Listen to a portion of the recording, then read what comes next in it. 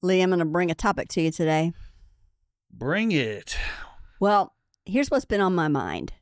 Are certain modern conveniences ruining our lives? Oh.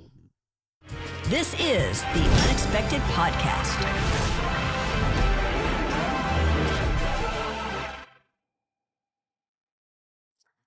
Hey, you guys. Full disclosure here. We're in a silly mood. Weird, silly mood. I've been singing that song, Taste the Biscuit. Do you guys know that video? If you don't, you should. Taste the honey bread. Yeah, this couple is actually performing music in a thrift store. And it's great. It's great. It's iconic. Yeah. Very cultish. Yeah.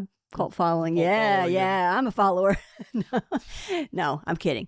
We like to have fun here. But, going back to the question that I brought up at the beginning of this segment, which was, are certain modern conveniences ruining certain aspects of our lives? Or Absolutely. Yeah. And I'll let you just take the reins. But let me say this real quick, and then I have some thoughts too. I want to focus on how this is affecting relationships in particular. Yes. But what's your first thought when you hear a question like that?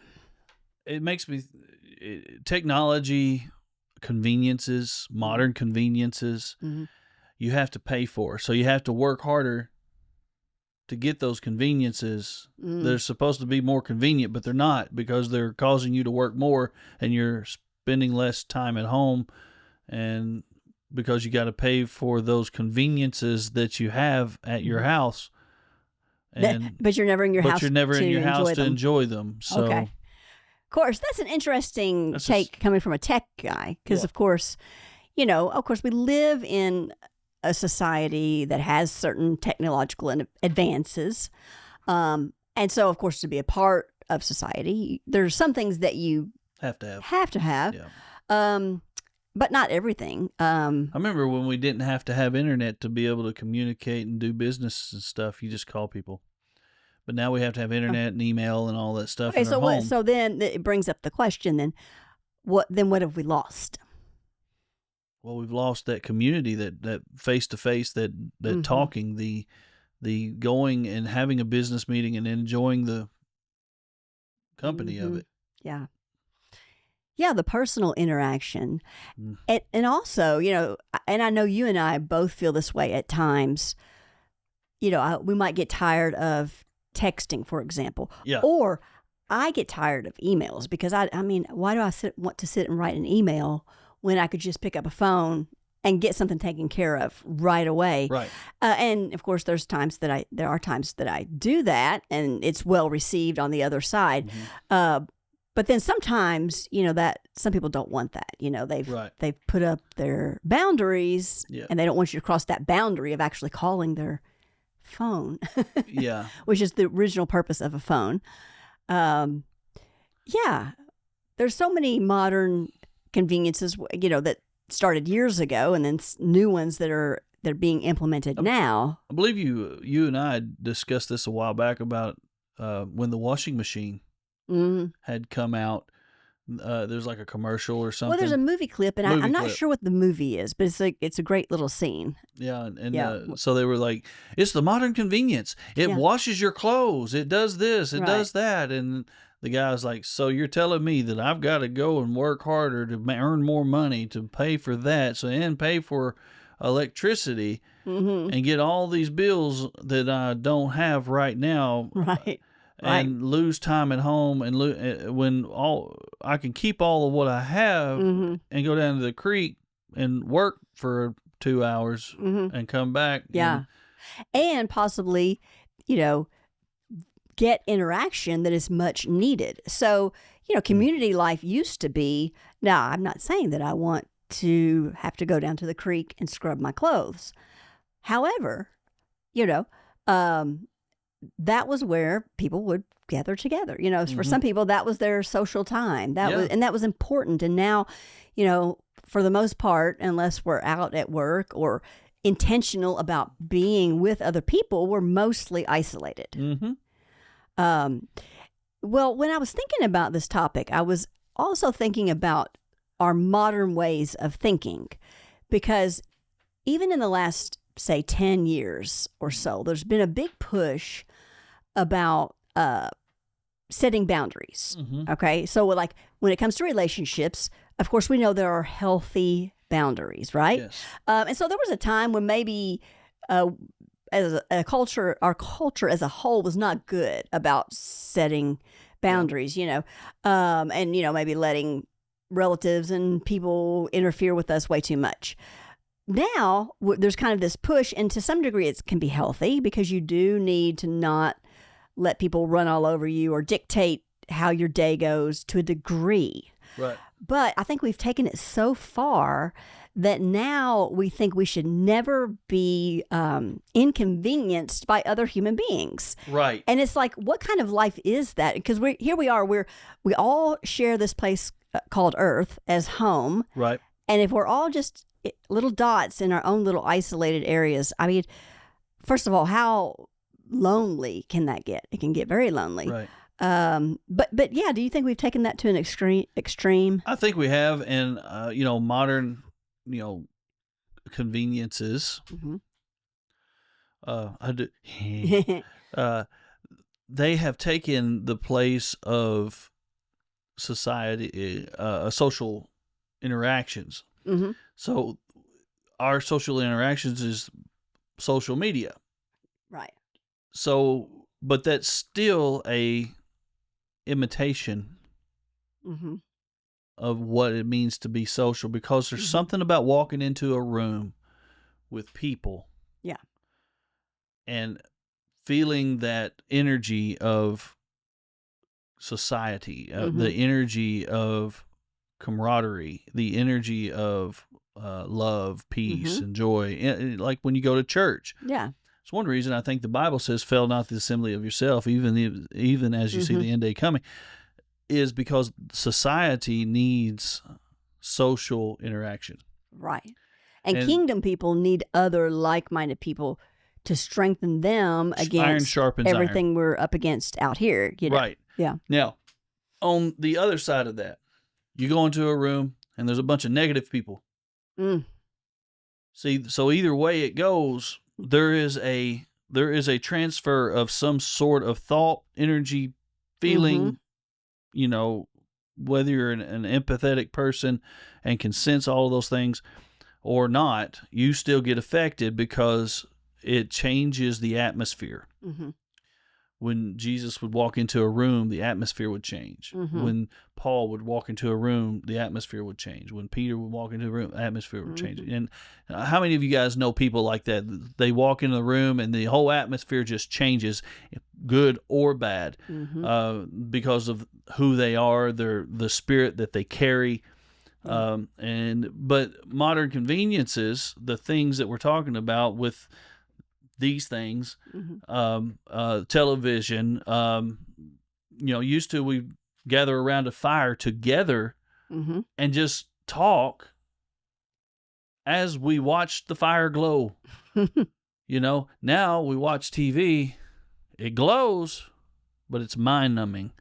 And I'm not going against all the modern conveniences completely, but I am saying limit it to a point to where you're not sucked into all the easiness of it all, because there's always something new coming out. The pocket hose, the blah blah, the this. You have never lived until you've tried these. These are this. Stop. Oh, I hate this on social media, and you're Stop scrolling. Stop scrolling. And it's an AI voice. Yeah, stop scrolling now. You have this and that and this and that, and don't do this until you try this. That makes me so angry, because it's like, don't tell me what to do. I'm going to do what I want to on this. Just quit telling me what to do, AI. Okay, on that note, here's one of my big pet peeves. Oh, here we go. Okay, Great. Say we buy something from Amazon, okay? Then I'll get emails saying, we've found some things you might be interested in. It's like, don't tell me what I'm interested in. If I want it, I'll go find it, I'll search it out, and I'll choose to buy it. Well, I think it's going to backfire on everybody in society, on all these marketing people. Mm. What's going to happen is people are going to wake up one day and see that they're trying to treat us like cattle or sheep, and they think we're dumb. And when people wake up and they realize that big tech, all of the people that are out there, whether it's government or whatever, they're going to think that they're going to realize that all of these entities think we're stupid, that we're just sheep here for the slaughter. Yeah, and we can manipulate them, however we want. What do they call it? Social construct or social engineering? Yeah, social engineering, which has been going on for many, many years. Now, I think to greater degrees all the time. Yeah.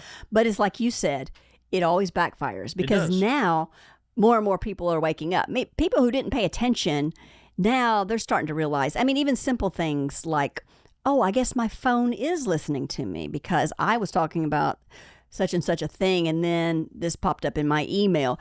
And so even people who maybe aren't the type who would pay a lot of attention, they're being forced to pay attention, and that's a good thing. The conspiracies that are out there, I used to not believe in any kind of conspiracy or something. Conspiracy theories. Or whatever. But man, I'm telling you, a lot of them that everybody had conspiracies about ended up being true. Well, now, as the saying goes, what's the definition of a conspiracy theorist? It's just someone who knows what's going on before you do. It is. And I mean, not that they're all true, but how many? I mean, how many things from 2 years ago, without getting into too much detail, we might, get our whole channel shut down. But without getting into too much detail, how many things a year ago, 2 years ago, 3 years ago, 4, 5, were a small percentage of the country saying, or a small percentage of the world, and now if people are being honest, then they have to admit that, oh, that seemed outlandish, but okay, I have to admit that they were right. It's true. They were right. And of course, you and I, we keep our opinions to ourselves in a lot of arenas. Yeah. Even though I have very strong thoughts and opinions about a lot of things, as do you. Yep. But we also know that there's a time and place to release those. To release them and the right people to release them to. Because if you hit someone over the head with information they're not ready to receive, they're not going to receive it anyway. No, they're going to think you're a nutcase. Exactly. Yeah. Exactly. I ain't get around them no more. They want to all just talk about all that weird stuff. Yeah. But it's funny because you find that there are others who are kind of, have the same viewpoint, same mindset. Yeah. And then that's good because you need people like that. Again, coming back to we need actual people. Yeah. Yeah, and the people that are around you have to vet them. I mean, really, you have to vet those who are around you because in this social construct of society that we're dealing with, people are selfish. There are people that are really good people that aren't selfish, but there are those wolves in sheep's clothing that are selfish. And they're out they make you look bad so that they'll look good. They'll lie on you. Yeah. They'll spread rumors about you. How do we know this, Amy? Oh, yeah. Anyway, that's happened. Yeah. Oh, we won't go there. And when you mention that, it always makes me think of Jesus when he was gathering up the 12 disciples, and he called Peter and Andrew, James and John, and it says when he saw Nathanael, he later said, I saw you standing by the tree, or whatever it says exactly. But Jesus looked at him and saw that there was no guile in him. And that's so interesting to me. And there are people that I meet, and they may really know God or not. They may have a relationship with Jesus or not. Right. But you realize, this is a person with no guile, meaning they have no intention to deceive. They're not here to deceive. They're not here just to get something for themselves in some kind of manipulative way. Yeah. So it's interesting that there are people like that, and then there are people who are not like that. Yeah. And we could say a lot about different things, but there are people that I care about their soul. I mean, I think I care about, their well-being, and there are many people out there that will deceive you, and make you think that they're your friend when they're not, and then they stab you in the back. Yeah, and some people. I mean, what do we do with that though? I mean, what do you? How do you have to forgive?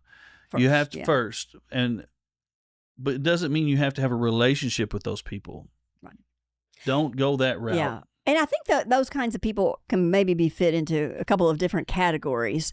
And there are those who, they didn't come along with an intention to stab you in the back, but they're so in survival mode, and that's the only way they know how to live. It doesn't excuse it. True. But they kind of do that. They kind of get from you what they can get from you until, you've run dry in their eyes or whatever. Oh, yeah, you've outlived your usefulness. Exactly. But yeah, there are probably some people who that's just they slither in, and that's just what they do. That's their MO. But yeah, going back to your question, then what do?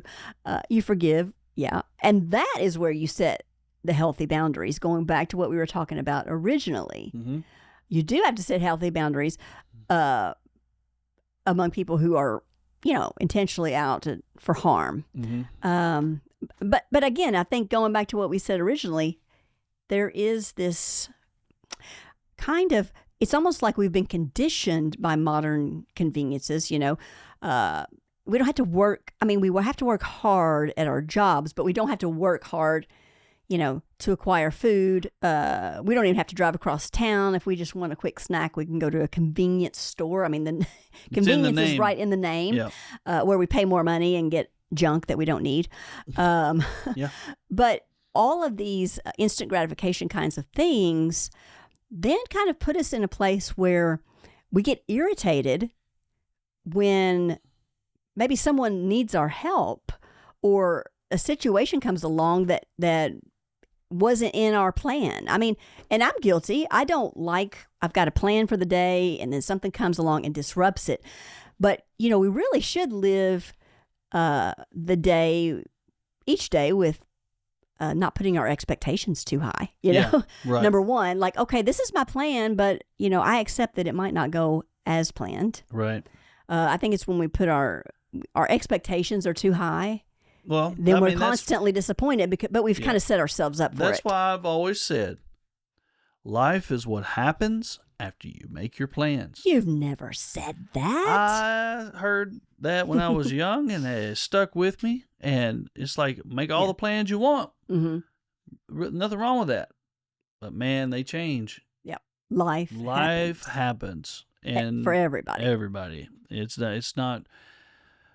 not you or me or Sally McGee. It's everybody. Or Bobby McGee. Or Bobby McGee, either one. You and me and Bobby McGee. Me and my Bobby McGee. Bobby McGee. I guess I'm in a singing mood today. Sing a song. Sing. Yes. So modern conveniences have somewhat helped in some ways, but for the most part, it takes away from family time, I think. Yeah. Yeah, absolutely. And I think they've done studies in the past of, the time that spent around the table and having evening meals together as a family. Mm-hmm. That's a far gone, kind of thing. And it's very rare nowadays for families to eat together. Or if they do, it's like really quick. Fast. Yeah, really fast, and then I gotta go. I gotta run. They don't stay What around. were we just listening to or watching that was talking about the Amish? Oh, that's what it was. Yeah, that they'd spend an hour and a half. Right. The whole point was they're not against technology because they think it's inherently evil. They knew it would take away from their community time. So they'll spend an hour and a half on a meal together, whereas the average, I think, for American family is like 12 minutes. 12 minutes, yeah. Yeah. And so it's those sorts of things. Now, the other side of this, though, that I think is kind of interesting is that some of the modern conveniences are actually taking us back to some of the old ways. Yep. Older ways. For example, you can get your groceries delivered. Well, that can be I mean, it can be a thing where, you never leave your home or you don't leave your home very often. But it can also be something that frees up time. Yeah. So that you can spend more time with your family. Yeah. And so it's like we're kind of doing some of the older ways, that to me, that reminds me of like the 40s and catalog. 50s. That's Amazon. Exactly. So some of that stuff is it's coming full circle. It is. And it's just, it is what it is, right? Yeah. But I do think, after a while, you're so saturated with so many things that it becomes dissatisfying. Yep. And that's a good thing. I feel like I'm in a place of dissatisfaction. Any movie you want to watch, any television show, I mean, it's all out there. It's all available. And that's kind of cool. But at the same time, after a while, you're just like, this isn't satisfying. And we're trying to fill that void in us, and the only thing that can fill that void is God. Exactly. Through Christ, and that's it. Exactly.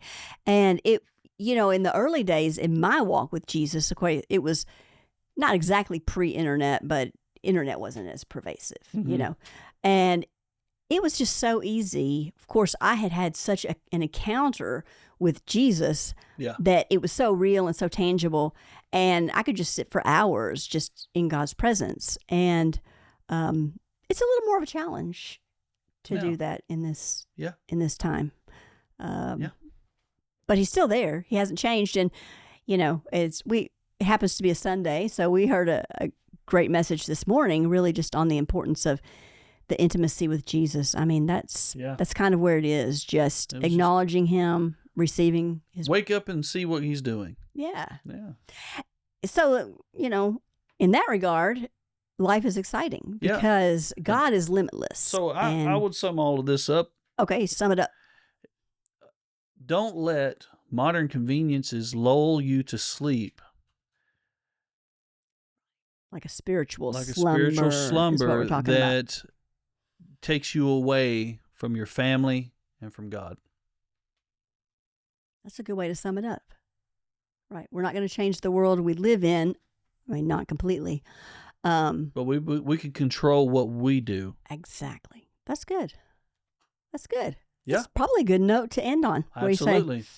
What do you say? Well, we appreciate you so much. What do you want to say? What